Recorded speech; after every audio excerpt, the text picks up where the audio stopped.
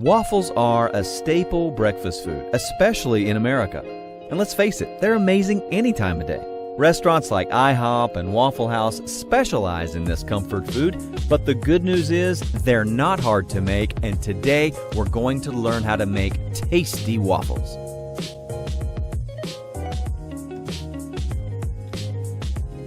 Now, let's go over some of the things you'll need, starting with, of course, a waffle iron, your choice of waffle mix, vegetable oil, you'll need water, some non-stick cooking spray, of course we're going to need some syrup, and whatever other toppings you'd like for your waffles, including, in our case, chocolate chips, strawberries, bananas, and some whipped topping. You're going to need your mixing bowls, a whisk maybe, and some measuring cups as well. Now, we're ready to get started. Since we're using some toppings that need to be washed and cut up, you want to go ahead and do that ahead of time so that everything is ready when those hot waffles come out of the waffle maker. Now, you want to spray some non-stick cooking spray on the actual waffle irons themselves so that the waffles don't stick to them when they're finished. Once it's been sprayed, go ahead and plug it in and get that waffle iron preheating so that it will be good and hot when that batter is ready to go. In a large mixing bowl, you'll want to combine 2 cups of waffle mix,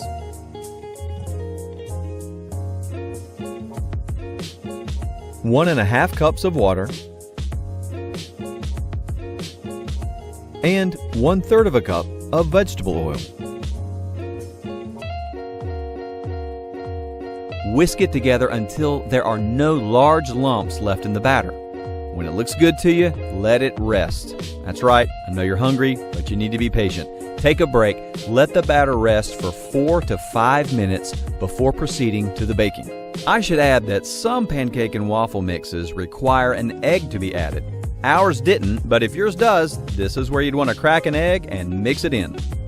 Now, with your batter rested and ready and your waffle iron hot, it's time to start baking. You'll begin by putting about 1/2 to 3/4 of a cup of your waffle mixture into the waffle iron.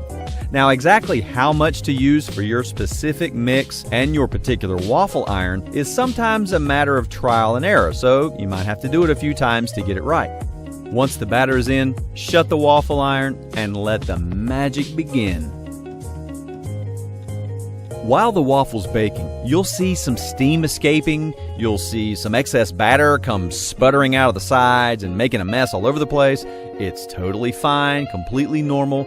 Leave the waffle in the waffle iron until it completely stops steaming, which is about 4 minutes or so.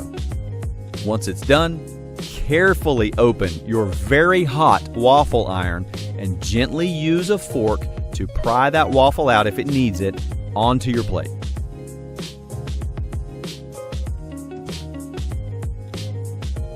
Now you're ready for the syrup and those toppings. Go as crazy as you want, but remember, the most amazing part of a great waffle is the taste of a great waffle. I love me some toppings, but it's always about the waffle. Now you can make delicious waffles for yourself, for your friends, your family. They're going to be asking you over all the time to make breakfast because your waffles are so amazing. It's going to be great. Enjoy, my friend. Bon appétit.